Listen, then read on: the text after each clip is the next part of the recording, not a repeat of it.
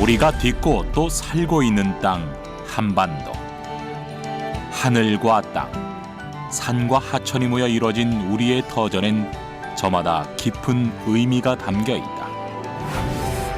옛부터 자연과 공존하는 삶을 이어온 선조들의 지혜.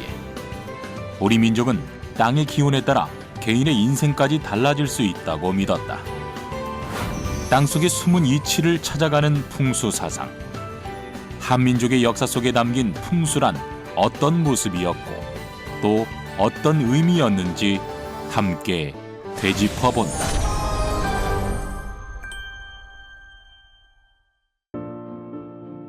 지난해 11월 22일 대한민국 제14대 대통령을 역임한 김영삼 대통령이 향년 88세로 서거했다.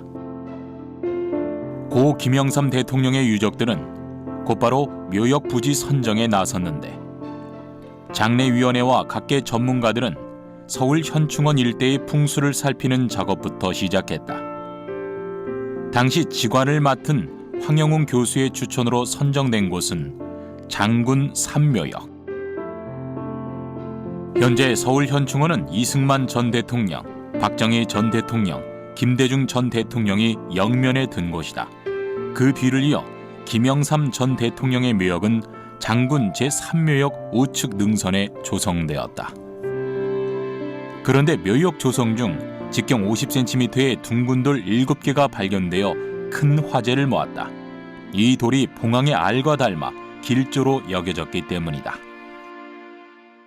일종의 혈액초입니다. 그 알을 베고 누워있는 그런 형상이 되고 김대중 대통령은 그 전체가 통째로 알입니다.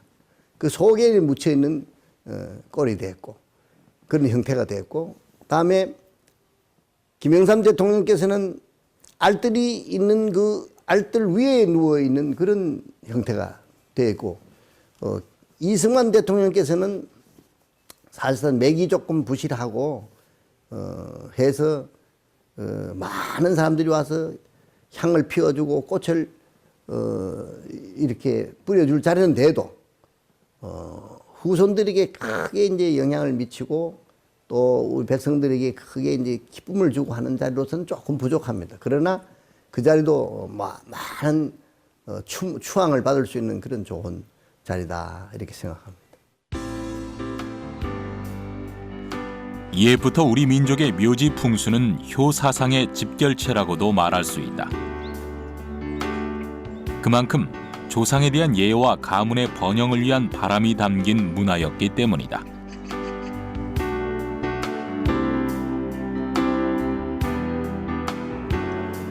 현대 시대에 접어들면서 풍수 문화는 우리의 생활 속에서 점점 멀어지게 된다. 이제 국가 중대사에서나 접할 수 있는 과거 속 문화가 된 것이다.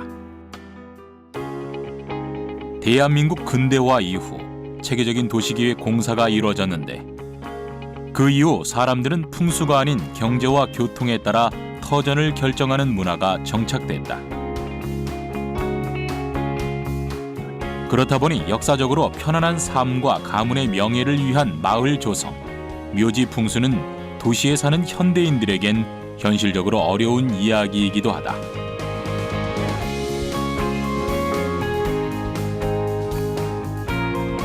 한반도 역사 속 국가의 건립과 존속에 지대한 영향을 끼쳐온 풍수사상.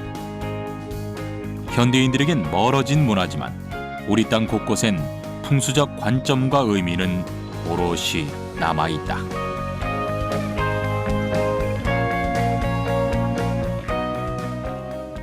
한국의 문화 중 세계적으로 경쟁력 있는 문화가 풍수라고 말씀하셨습니다. 그래서 우리의 전통 풍수를 세계화한다는 것은 우리 민족의 자긍심을 가질 수 있는 일일 뿐더러 세계의 속에서 한류를 이끌어갈 수 있는 문화라고 할 수 있습니다. 또한 생태 환경적인 측면에서 세계인들이 풍수를 주목하고 있습니다. 그래서 풍수는 세계의 한류를 이끌어갈 수 있는 우리의 소중한 문화유산입니다.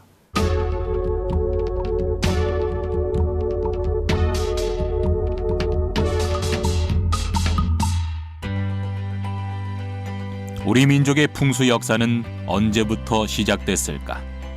문헌 속 기록의 첫 등장은 삼국유사다.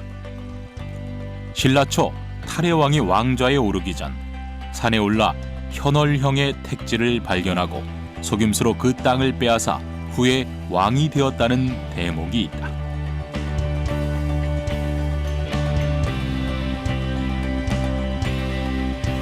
또한 통일 신라 시기 외구로부터 나라를 지키기 위해 호국 사찰로 세웠던 감은사 역시 풍수적 관점이 짙은 곳으로 평가되고 있다.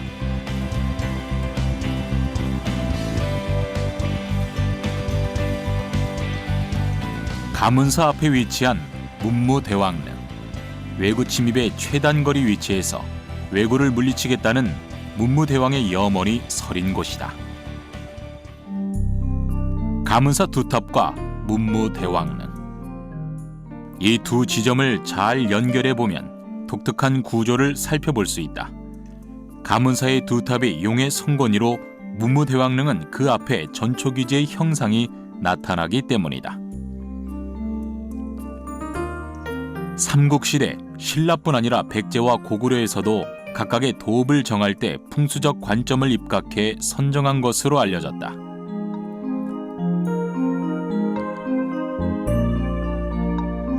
그 중에서도 풍수의 첫 역사라 유력하게 힘을 모으는 것은 신라 말 최치원의 사례가 손꼽힌다. 신라시대 최고의 학자로 명성이 자자했던 최치원은 풍수적 식견도 높아 원성왕릉의 능을 선정했는데 이에 대한 기록은 비문으로도 내려오고 있다.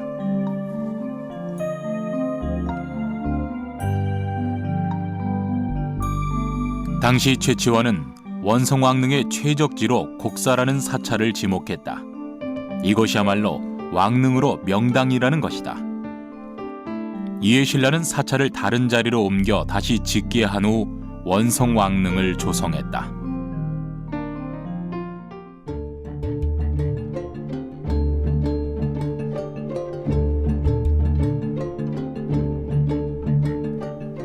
최치원은 이것에 대한 풍수적 해석을 사삼비 명문 중 하나인 승복사비에 기록해 놓았는데 그 내용이 지금의 풍수적 관점과 유사하다고 볼 수 있다.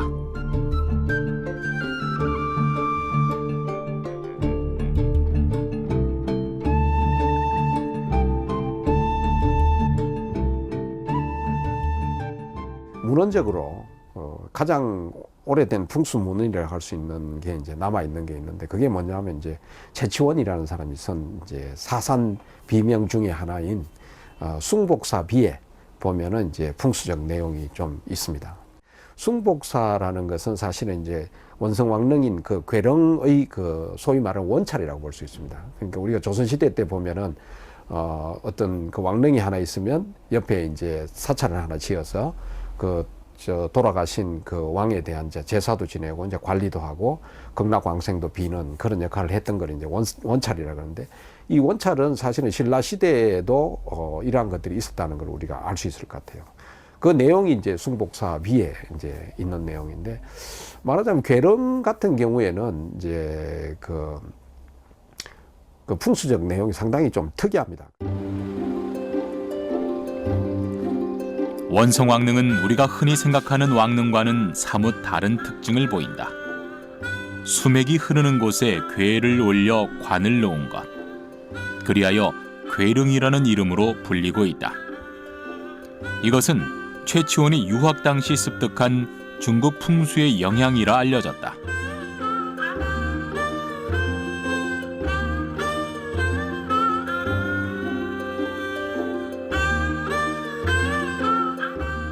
하지만 많은 풍수 전문가들은 우리나라 풍수의 역사가 삼국시대보다 더 이전부터 시작되었을 것이라 추측하고 있다.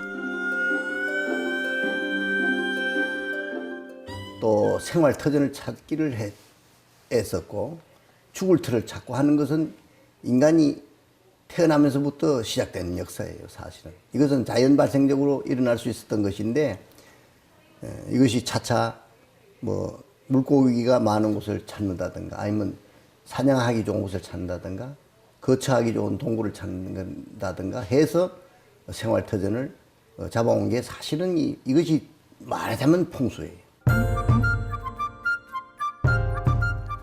인천광역시 강화군 부군리에 위치한 강화지성묘. 지금까지 발견된 북방식 고인돌 중 대형에 속하는 것으로 청동기 시대의 유적으로 알려졌다.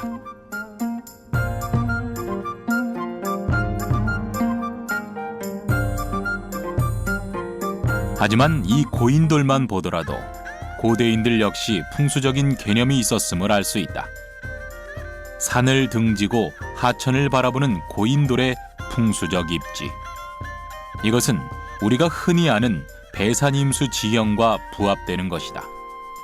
특히 강화지성묘는 물 위에 우두머리 격인 인물이 매장된 곳으로 고인돌 자체가 상징적인 건축물로서 큰 역할을 한다는 것이다. 지금 우리가 현대인을 볼 때는 그 고인돌이 남아있는데 그 산세와 비교를 해볼 때 너무나 유사한 형태를 띠고 있기 때문에 그 관계성을 우리가 간과할 수 없는 거고, 그것이 바로 이제 풍수적 사고가 반영돼 있다는 결정적인 증거다, 이렇게 볼 수 있을 것 같고, 또 이제 봉천산을 올라가 보면 그 봉천산에 이제 소위 말하는 이제 관산점이라는 게 있는데, 그 관산점에서 보게 되면 그 고인돌이 그 위치된 그 상황을 볼 수가 있어요. 과거에 이제 밀물, 썰물이 있고 수렵어로 채취할 때, 그때에 이제 그 고인돌이 있는 그 자리에서는 사실은 수렵어로 채취가 말하자면 황금 어장을 이루던 곳이었다는 거죠. 지금은 명당이 다른 개념이죠. 원시시대 때는 그것이 바로 명당터였고 그 중요한 곳이었다는 거죠. 그래서 거기 그런 묘지 내지는 고인돌을 설치함으로써 어떤 그 상징적인 의미도 있겠죠. 풍수사상이 체계적으로 자리 잡기 이전인 고대 시대에도 수렵이나 생존에 용이한 지대를 살펴 선정하고 그러한 터의 주거지를 형성했다. 이것은 사람이 살기 좋은 터를 찾는 풍수와도 일맥상통하는 것이기도 하다. 우리 민족이 이 땅에 살았던 그 순간부터 자생풍수가 있었다는 이야기다. 대부분의 학자들은 중국의 풍수 이론이 우리나라에 들어와서 풍수가 시작되었다라고 얘기를 하고 있습니다. 그러나 고려사에 신지비사라는 우리 고조선 시대부터 있었던 우리의 풍수 이론서가 기록되어 있습니다. 또한 고려시대의 지리업 고시 과목에는 태장경, 유시서, 소시서, 신집지리경과 같은 책이 있는데, 이런 책들은 중국의 풍수서에는 등장하지 않습니까? 등장하지 않습니다. 그러니까 반론적으로 우리 고유의 전통 풍수서라는 것을 시사하는 것입니다.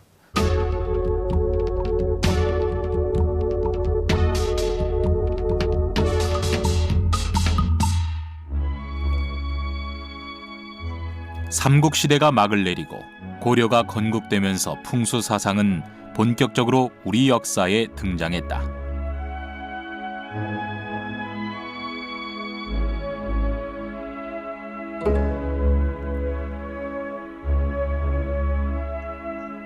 고려 풍수의 시작을 알린 인물은 바로 도선대사. 그는 승려보단 풍수의 대가로 널리 알려져 있다. 일각에선 도선대사의 활동기부터가 풍수 역사의 시작점이라 평가하기도 한다. 도선대사의 기록은 항상 풍수사상이나 신묘한 도력이 함께했기에 실제 역사적 인물이라기보단 신화적 인물이라는 주장이 나올 정도였다.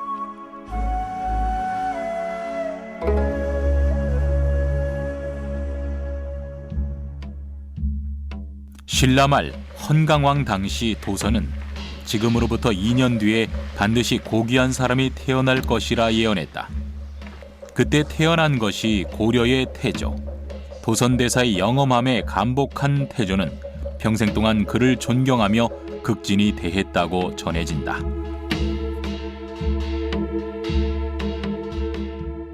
도선이 집태생하여 고려시대에 유행된 풍수지리설은 우리 전통의 지모사상하고 산천 숭배사상이 도참하고 전복사상이 이렇게 융합이 돼가지고 이제 습합되면서 강하게 나타났던 것을 이제 보고 있습니다. 그리고 거기에 국업을 연장시키기 위한 국토풍수하고 마을과 고을의 입지 선정에 의한 도풍수 등의 양기풍수가 정착되었다고 그렇게 보고 있습니다.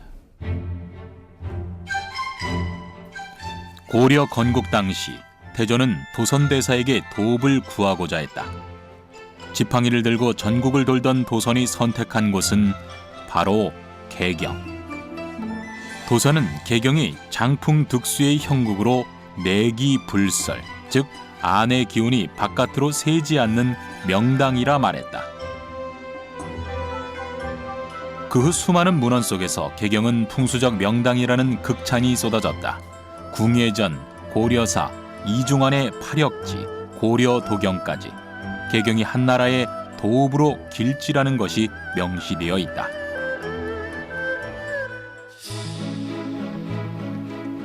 한편 도선대사는 개경이 첩첩으로 산이 둘러싸여 있어 국면이 넓지 못하고 또 물이 전부 중앙으로 몰려들어 수독이 순조롭지 못하다는 것을 걱정했다. 이를 위해 전국에 사찰과 석탑을 세워 나라의 기운을 이롭게 하고자 노력했다.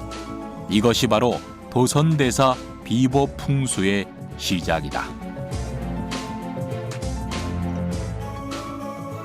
사실은 이제 도성국사의 그 풍수의 특징이라 그러면요, 그 우리가 말하자면 그 우리 한반도 전체의 땅을 그 일종의 그 살아있는 생명체, 그것도 좀 더 구체적으로 그 사람의 인체에 비유해서 이렇게 봤다는 겁니다. 우리 국토도 말하자면 이제 힘없고 약하거나 너무 강하거나 뭐 어떻게 기운이 이렇게 안정되지 않고 균형을 이루거나 조화를 이루지 못한다고 했을 때 그런 곳에다가 일종의 침이나 뜸처럼 어떤 시설물들을 놓아가지고 이 산천을 말하자면 명당화시키는 그런 어떤 풍수를 하셨던 분이죠. 주로 이제 사찰 같은 걸 세운다든지 또는 이제 탑을 세운다든지 뭐 이런 방법을 통해서 어떤 지력을 보강하거나 지력을 눌러주는 그런 어떤 처방을 하셨던 분이에요.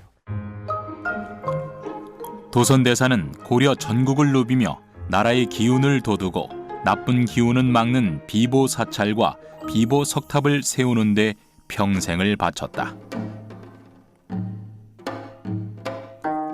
그는 비보사찰과 석탑을 세운 후 기운을 흩어지지 않도록 후세가 길이 남을 당부의 말을 남기기도 했다.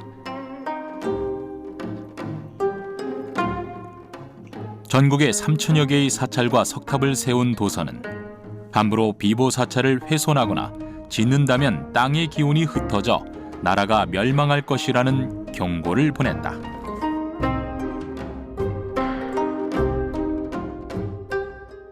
고려를 건국한 그 왕건은 풍수를 이데올로기로 이렇게 활용했지요. 그래서 그 훈유 10조에 보게 되면은 2조에 사원을 함부로 세우면 직위가 훼손되니까 도선 국사가 세운 사원 외에는 사원을 세우지 말라고 당부를 합니다. 그리고 5조에는 보게 되면은 평양은 지리적으로 중요한 곳이기 때문에 철마다 서경에 들러서 머무르며 관리할 것을 또 당부합니다. 그리고 8조에는 차령 이남은 산세가 배역의 형세이기 때문에 차령 이남 사람은 관직에 등용하지 말라고 이렇게 합니다. 예, 그래서 훈유 10조 때부터 풍수를 크게 이렇게 활용했던 것을 볼 수가 있죠. 도선대사에게 사찰 건립은 산천비보설이라는 풍수 사상으로 시작되었는데 당시엔 거칠고 나쁜 지형에 사찰을 지어 보살핀다는 의미였으나 현대의 개념으로 살펴본다면 균형적인 국토 발전을 위한 과학적 치산치수였던 것이다. 이 모든 노력들이 백성들의 주거지 확장은 물론 국가 발전의 기틀을 잡아주는 역할을 한 것이다.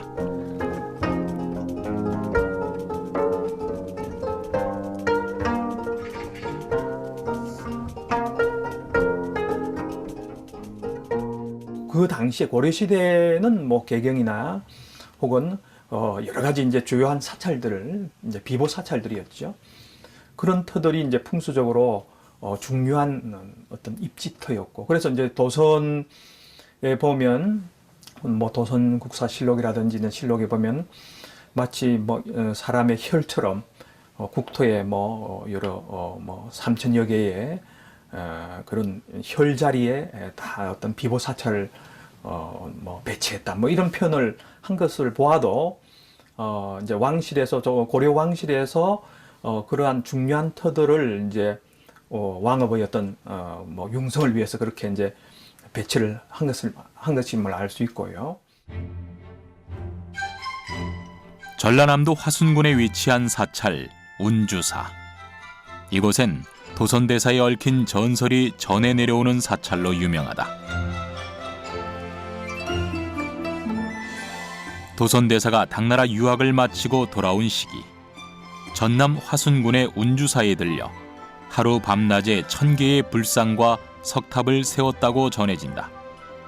도선은 이 터가 천년을 지배할 왕조가 태어날 군왕지열의 명당이 있다 하였고, 1000개의 불상이 일어날 때 이 나라에 새 세상이 열릴 것이라는 예언을 남겼다.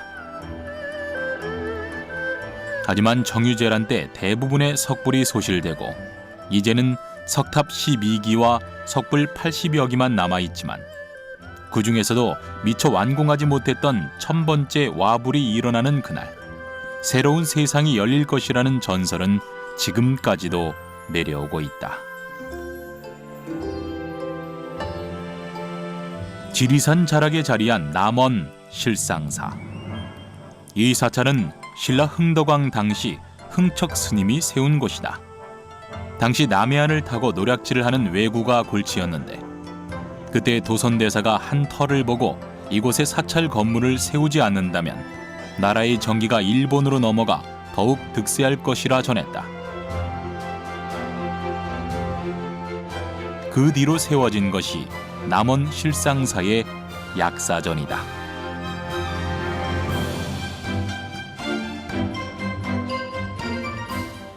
남원의 그 실상사는 다른 그 사찰하고는 다르게 산지 사찰이라기보다는 평지 사찰에 가깝습니다.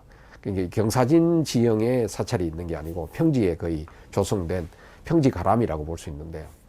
그게 이제 우리나라 백두대간의 산줄기가 이렇게 흘러내려와서 이제 일본으로 흘러내려가는 그 지맥의 그 끝자락에 있다, 이렇게 본 것 같아요. 그래서 우리나라의 그 좋은 기운이, 산천의 기운이 잘못하면 일본에 흘러내려가서 일본이 우리보다 더 성장할 수가 있으니까 그런 지맥을 어떤 부분에서 거기서 이제 차단하는 역할, 그런 측면에서 보면 이거는 이제 도성국사의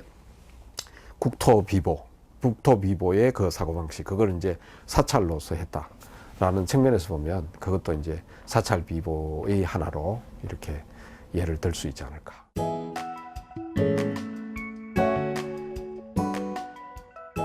도선대사가 만년을 보낸 사찰인 옥룡사. 이곳은 전남 광양시에 위치한 백운산이 용맥이 다하고 물을 맞이하는 곳에 위치해 있다. 과거 이곳엔 연못이 있었는데 9마리의 용이 살며 사람들을 괴롭히고 있었다. 도선대사는 지팡이로 용의 한쪽 눈을 멀게 하고 연못에 물이 펄펄 끓게 하여 용을 쫓아내었는데, 그 연못터가 바로 지금의 옥룡사터이다.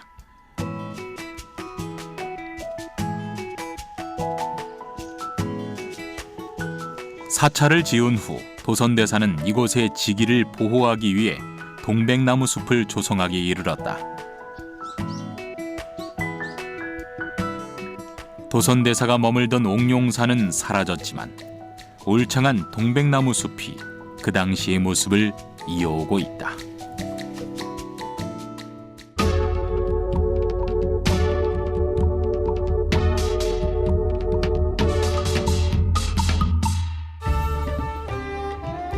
안팎으로 정세가 어려웠던 고려말, 신흥 무장 세력이었던 이성계 장군은 신진 4대부와 함께 새로운 나라 조선을 건국하였다.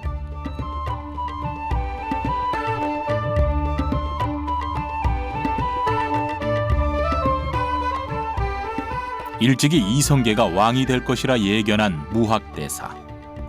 1392년 역성혁명으로 이성계가 조선의 왕이 되자 무학은 왕사로서 역할을 맡게 된다.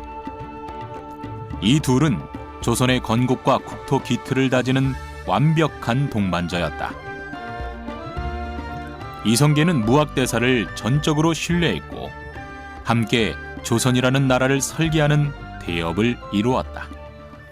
무학대사가 이제 전국을 돌면서 수행했는데 이때 이성계를 만나게 된 거예요. 이제 그 수학을 하는 과정에 이제 산천을 두루 주행을 하는 과정에서 이성계를 만나요. 그래서 원래 무학대사는 상지술에, 상지술이라는 땅을 보는 간상술이거든요.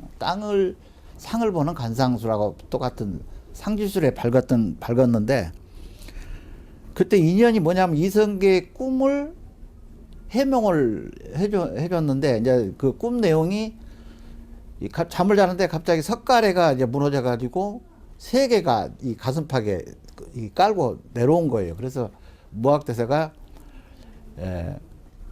청기누설이다. 청기누설해서는 안 된다. 네가 왕이 될 수가 있으니까 청기누설을 하지 마라. 이렇게 이제 얘기를 했죠. 이성계가 조선 건국 이후 가장 먼저 착수한 것은 도읍지의 선정. 고려의 기득권 세력이 있는 개경을 벗어나 새로운 국가의 기운을 세울 수 있는 곳을 찾고자 했다. 이성계의 명을 받은 무학대사는 팔도 강산을 직접 누비며 풍수를 살폈지만 마땅한 곳이 없었다. 그런데 경기도 삼각산 인근에서 한 노인의 말에 도읍을 결정하는 큰 단서를 얻게 된다. 노인은 여기서 10리만 더 가라. 서쪽으로. 그래서 이제 10리를 더 가니 과연 이 새 도읍지가 될 만한 땅이 나타났는데 거기가 이 고려 때 난경, 이게 서울이죠. 무학대사가 10리를 더 가서 이제 그 궁궐터를 이제 찾고 고맙다는 인사를 드리려고 그 노인을 찾아보니까 노인이 행방을 알 수가 없어요. 그래서 이제 여기 수소문 해봐도 다 모른다 그러고, 근데 마침 사찰이 있어서 잠깐 그 사찰 스님한테 그 노인의 이 소재를 알아보려고 들어갔는데 초상화가 하나 딱 사찰에 걸려 있는데 그 사찰 초상화가 스님한테 누구냐 저 스님이 그랬더니 도성국사였다 이렇게 이제 얘기를 했어요. 그리하여 조선은 한양을 새로운 도읍으로 결정하고 왕실 건립은 물론 국가 주요 기관을 세우는데 박차를 가하게 된다. 민본주의 사상, 유교 사회의 시작, 조선은 새로운 희망에 가득 차 있었다.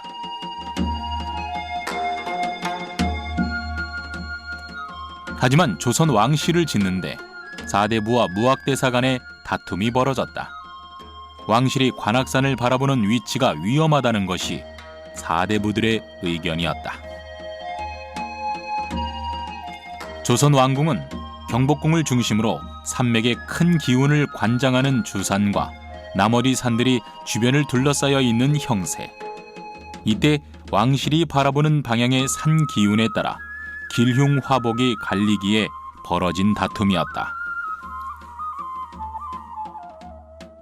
좌청룡, 우백호, 현무, 또 주작 이런 표현을 쓰고 그 주작 가운데에는 이제 안산이라 그래서 지금 이제 남산이 있죠, 그죠? 남산이 이렇게 책상처럼 이렇게 주작하고 또 현무를 이렇게 이제 중간에 이렇게 상대하고 있는 이런 형세를 띠고 거기에 이제 한강이 이렇게 어떤 명당터를 에워싸고 이렇게 이제 서쪽으로 흐르는 동출 서류하는 뭐 이런 형상인데 대체로 그래서 이제 우리가 이제 배산임수라는 표현을 일반적으로 한국에 이제 취락 입지에서 쓰고 그리고 그것을 좀 더 풍수적으로 이제 표현하면 그 아까 말씀드린 이제 사신사라 그래서 좌청룡, 우백호, 북현무, 남주작 뭐 이런 조건과 또 어떤 하천의 조건을 이상적으로 갖춘 터를 이제 명당이라고 풍수서에서는 이야기를 하고 있습니다. 풍수사상에 따르면 관악산은 화기가 충만한 산으로 장작이 타는 듯한 불꽃 모양의 산이라 전해진다. 그렇기에 무학대사는 관악산을 바라보고 왕실을 짓는다면 화재와 같은 재난을 면치 못할 것이라 주장했다. 계속된 의견 충돌 속에서 지어진 조선 왕실. 무학대사의 경고에도 관악산을 바라보고 지어진 궁궐에서는 쉼없는 분란이 일어났다. 이방원이 일으킨 왕자의 난, 조정 내에서의 다툼까지 바람잘 날이 없는 나날들이었다.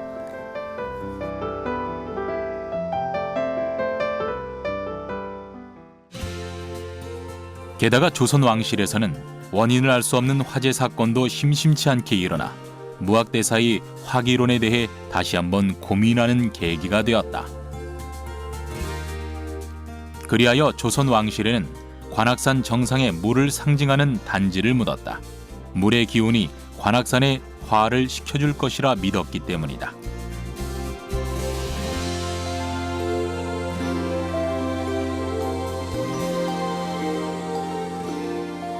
이와 같은 시기 궁궐 안에는 경회루를 건축했는데 경회루 주변엔 연못으로 조성하여 화기가 엄습할 수 없는 비보 풍수적 장치를 마련했다.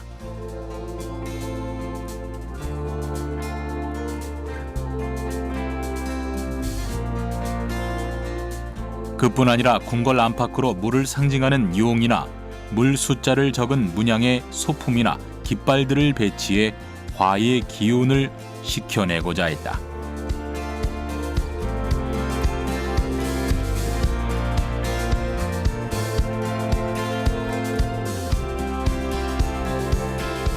궁궐 내부는 물론 사대문 앞까지 화재나 재앙을 막아주는 상상 속의 동물인 해태상을 배치했다. 사대문 역시 조선 왕실의 안전을 위한 풍수적 장치 중 하나였다. 관악산을 바로 바라보지 않도록 숭례문을 건축하여 방비하였고 현판 역시 세워달아 화기운을 막아내고자 했다. 숭례문 보면 현판이 세워져 있잖아요. 숭례문, 밭들 숭자에다가. 그 숭자가 뭐냐면 이게 이제 불꽃 모양이잖아요. 위에 매산자가 있고 이렇단 말이죠. 그래서 그 화기를 막는 원래 그 역할을 했었어요. 그래서 그 이제 숭례문 현판을 세웠는데 그럼 세우면 이거 더 숭자도 하고 세우면 더 이게 불꽃 모양이 되지 않습니까? 이런 질문인데 그게 바로 정답입니다. 왜 그러냐면 화를 화로 막는다는 거지. 이열치열이라는 거지. 조선의 역대 왕들은 대대로 풍수에 대한 관심이 높았다. 그 중에서도 선왕의 능을 조성할 때엔 고명한 풍수사들을 모아 명당터를 잡는 게 왕실의 법도였다. 사대부들 중에서도 풍수적 학문이 높은 지식인, 궁궐 내 풍수를 관장하는 직관, 혹은 중국의 풍수학자까지 초빙하여 왕의 릉을 쓸 수 있는 명당터를 찾고자 했다. 그만큼 조선 왕릉터는 나라의 국운을 더하고 안녕을 위한 최고의 터만을 고집했기 때문이다.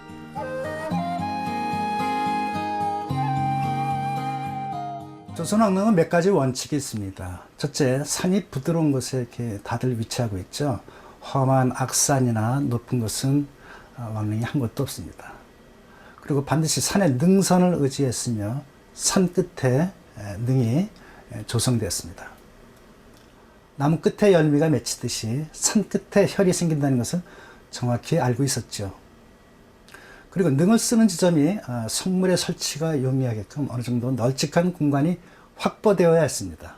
그리고 거의 모든 능자리가 전망이 좋은 곳에 위치해 있다는 그런 공통점이 있습니다.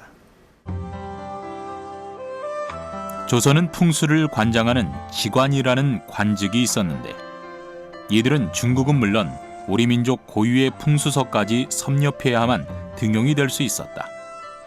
조선시대 직관이라면 지리와 천문을 맡은 관상감에서 체계적인 교육과 훈련을 받은 전문가로 존경을 받을 정도였다. 우리나라 풍수 역사의 대표적 유물이라 할 수 있는 윤도. 이것은 쉽게 말해 풍수를 볼 때 나침판 역할을 하던 도구였는데 조선 관상감에서는 자체 윤도를 제작하여 한반도에 최적화된 풍수 문화를 구축했다는 것을 알 수 있다. 게다가 윤도를 사용하는 방법을 저술해 놓은 책이 발견되면서 한국 고유의 풍수 사상의 역사를 입증하는 증거가 되었다. 1500년대 이전에 벌써 우리는 22층의 그런 윤도의 그림을 가지고 이미 사용했다. 이렇게 주장할 수 있는 거예요. 1500년대. 1500년대 같으면 중국의 풍수하고 비교했을 때도 우리가 결코 시간적으로 많이 뒤지지 않습니다. 거의 다 중국에서 나온 거 보면은 거의 명대, 청대, 그럴 때 이제 이 청수가 굉장히 확대되는 그런 경향을 보여주고 있거든요. 그런 거 봤을 때는 우리나라의 그 윤도의 역사도 상당히 그 중국하고 비견시킬 수 있을 정도로 상당히 앞서가는 그런. 조선의 풍수가 이토록 발전한 이유는 왕실 주도적으로 풍수를 활용했기에 가능한 일이었다. 특히 광해군은 국가 안민을 위해 풍수 사상에 적극 활용했다.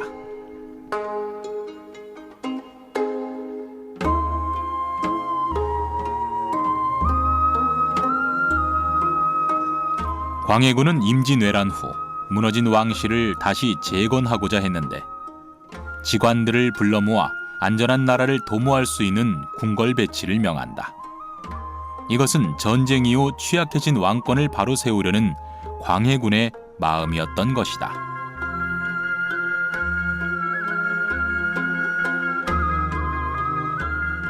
또한 풍수에 따라 자신과 맞지 않은 장소에서는 절대 침수에 들지 않는 모습을 보이기도 했다. 방의 위치나 터의 특성에 따라 자신의 운명에 큰 영향을 미친다는 믿음 때문이었다.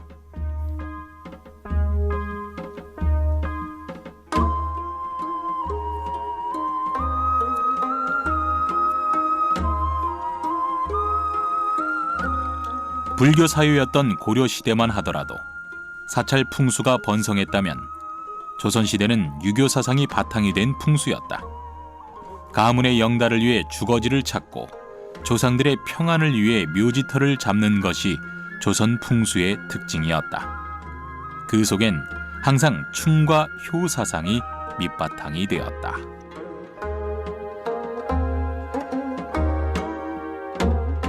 풍수 지리적인 어떤 이론 풍수가 이제 조선시대에 들어오면서 당시 이제 유교적 이데올로기에 의해서 조선 특히 전기에는 이제 묘지, 효 사상과 결합해서 그러면 이제 어떤 묘지 풍수가 또 성행하게 되고, 그리고 이제 조선 후기에 가서는 이제 실학자들이 이제 실용적인 풍수에 대한 해석과 당시 이제 특히 이제 조선 중후기에 이제 산림 처사들이 어떤 산간에 혹은 뭐 지방에 많이 이제 주거지를 이제 옮기면서, 그걸 이제 산림처사라 그러는데 주거지를 옮기면서 어떤 주택 풍수, 일종의 주거 풍수죠. 그것이 이제 많이 성행하게 되고 그런 저술들이 많이 생겨납니다.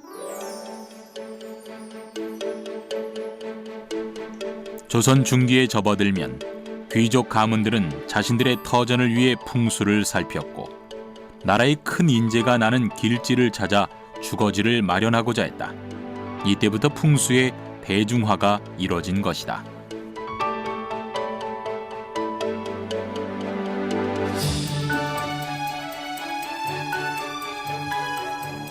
우리나라 최초 인문 지리서인 택리지에서는 영남의 4대 길지 중 3곳을 안동에 주목했다.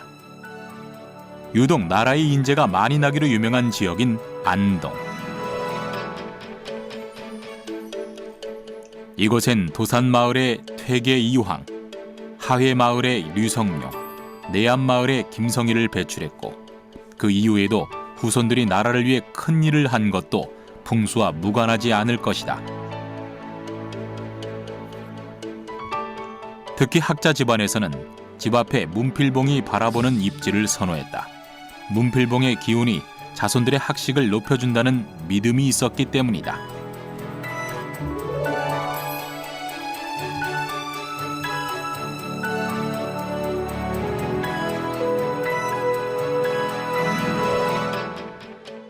풍수상으로 봤을 때 용, 혈, 사, 수라고 하는 그런 4가지 측면에서 안동에 용이 너무나 잘 돼 있구나. 산세가 너무 힘있게 왔구나.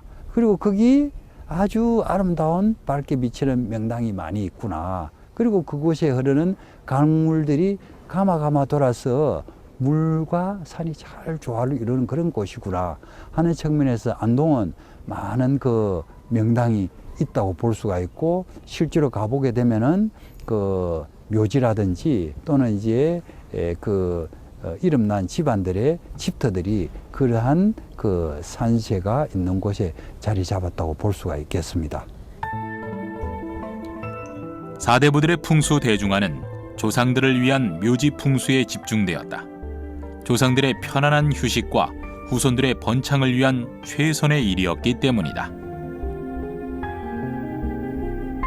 과열된 묘지 명당 찾기 때문에 가문 간의 다툼이 벌어지는 경우도 비일비재했다. 다산 정약용은 싸우다 죽은 사람의 절반이 묘지 다툼이라 지적할 정도로 사회적 문제로 대두되었다.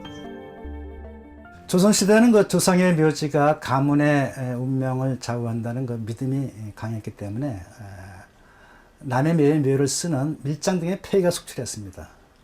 그래서 그 관가소송의 70%가 묘지에 관한 다툼이었을 정도로 좋은 땅을 차지하기 위한 집착이 매우 심했죠. 왕실에서 남의 땅을 빼앗는 일도 또 자주 있었습니다. 예를 들면 단종이 폐위되는 계유정란 때는 왕자들 간에 심한 다툼이 벌어지는데, 이런 일련의 사태가 세종대왕의 능자리가 좋지 못하기 때문이라는 인식 때문에 영릉을 여주로 이장을 하게 됩니다. 하지만 그것은 세조 때 대제학을 지낸 이계전의 묘가 있던 것이죠. 조선 중기부터 이처럼 묘지 풍수 과열 현상이 나타날 수밖에 없었던 이유는 충과 효를 중시했던 유교 사회였기 때문이다. 나라를 위한 인재 배출과 효의 상징인 선조 묘지 안장이 후손으로서 가장 큰 책임이자 의무였기 때문이다.